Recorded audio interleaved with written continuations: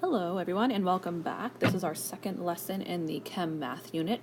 Today we're going to be calculating percent composition, which is basically the percentage of a particular element that exists in a compound. This do now question is a review of the former lesson as well as formula writing, which is obviously something you need to know how to do.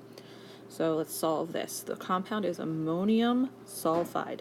So ammonium is a polyatomic ion that you can find the formula for and charge on reference table E. The ammonium polyatomic ion is NH4 with a positive charge.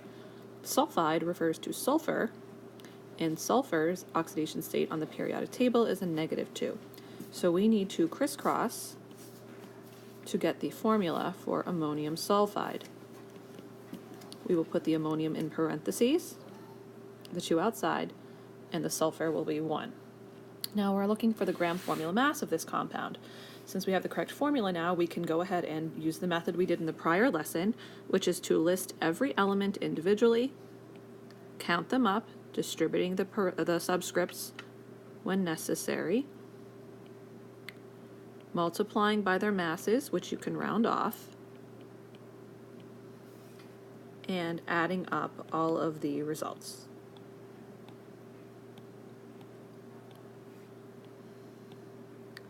Okay, so let's take a look at today's lesson. So like I said earlier, percent composition is basically giving you the percentage of a particular element that is present in a particular compound. So there is a formula for this on reference table T given to you as percent composition or percentage by mass. It's just like any other percentage problems where you take the mass of the part divided by the mass of the whole multiplied by 100. Here's an example question. So what is the percent composition by mass of magnesium in magnesium oxide? To solve this problem, since they did not give you the actual molecular formula for magnesium oxide, you need to come up with it. This would be done by crisscrossing because this is an ionic compound. Magnesium has a +2 charge, oxygen has a -2 charge. They are equal and opposite, so it's just MgO. Then you would find the formula mass of the compound using the method we did in the last lesson, count up each element, multiply by their masses, add the results together. Then you just plug the values that you obtained into the percent composition formula. The part is what they're asking you for, which in this case is magnesium. The whole is the mass of the entire compound, multiplied by 100, and you get your answer. So we're just going to go through a couple examples here, and I will work through, have you work through the rest of them on your own. The first one, this is a Regents question. Sometimes they'll ask you just to show the correct numerical setup, and you've seen questions like this before.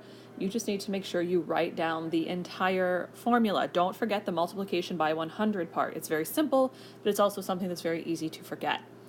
So for this question, we are looking for the percent of oxygen in nitrogen dioxide. So we have to find the formula mass of NO2.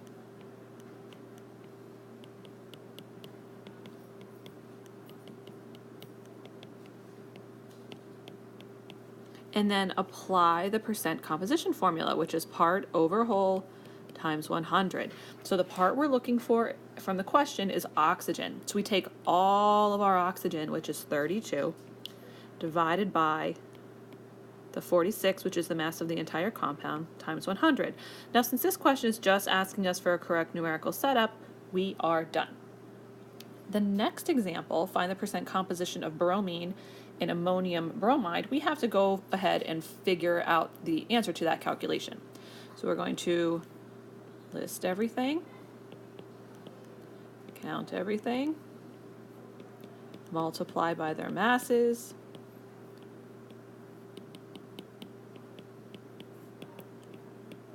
and add everything up.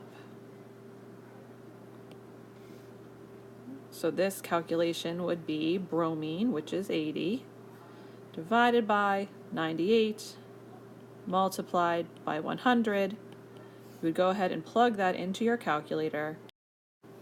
And the answer to this calculation would be 81.6%. Most of the time, these questions don't ask you to round off to a specific decimal place, or they don't mention a specific number of significant figures. For me personally, I would say a safe bet is to go to the 10th place or the 100th place. Again, when you're doing these for grades, there is a range of acceptable answers. I'm not going to, unless I specifically say round to the 10th or 100th place. For multiple choice questions, the answers will be spread across such a range that as long as you did your problem correctly, the correct answer should be obvious, even if they rounded a little bit differently than you did. Okay, 2 more example questions, and then I'll have you do a few on your own. So these are nice. A lot of times on the Regents, they'll give you the gram formula masses for the whole part of the calculation, so you don't have to do that. You just have to plug in the values. So we're looking for sodium and sodium hydroxide, so this is part over whole times 100. So again, they gave you the whole part of 40. We just have to look up the mass of sodium. So on the periodic table, sodium has a mass of 23, so it would just be 23 divided by 40 times 100. Plug it in, and you get about 57.5% for that one. In this example, percent of carbon in sodium hydrogen carbonate, that's baking soda. We have the whole, so we're going to do part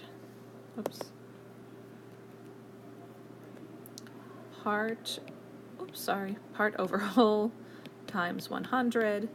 We're looking at carbon here, so carbon on the periodic table is 12. The whole thing is the 84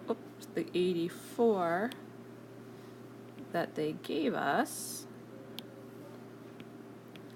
times 100, and that comes out to 14.3%. Very simple calculation. As long as you understand how to do gram formula mass, you should be good to go.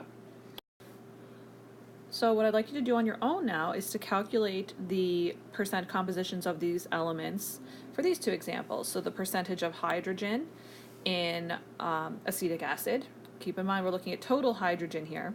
And then the percent of oxygen in this particular type of soap.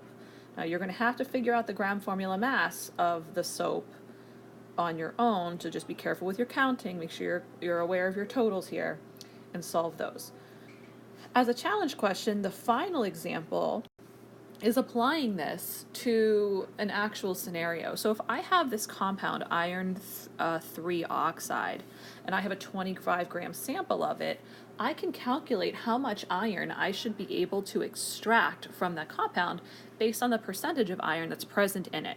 So I'd like for you to give that one a shot as a challenge question, but it's something that you should be able to do, and think about it mathematically. I'm looking for a part out of a whole amount. How would I go about calculating that when I'm given an actual quantity?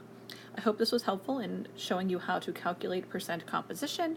We're going to take this concept and expand on it in the next lesson.